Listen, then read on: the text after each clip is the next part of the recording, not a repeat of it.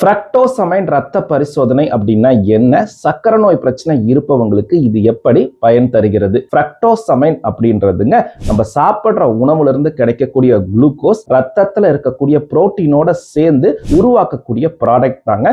இத கிளைகேஷன் அப்படின்னு சொல்லுவோம். இதை மெஷர் பண்றது மூலியமா கடந்த 2 to 3 வாரங்கள்ல ஆவரேஜா பிளட் குளுக்கோஸ் லெவல் எப்படி இருந்திருக்கு அப்படின்றத நம்மளால தோராயமா சொல்ல முடியுங்க.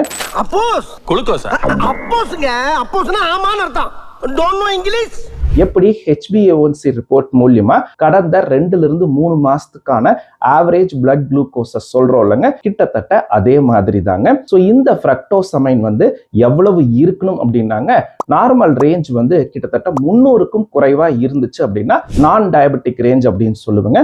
சக்கரை நோய் பிரச்சனை இருப்பவங்க 300 to 400க்குள்ள மெயின்டைன் பண்றாங்க அப்படின்னா நல்ல கண்ட்ரோல் அப்படின்னு சொல்லுவோம். அதற்கு மேல போகுது அப்படின்னாங்க அவங்களுக்கு முறையான கண்ட்ரோல் இல்லை அப்படின்னு அர்த்தங்க.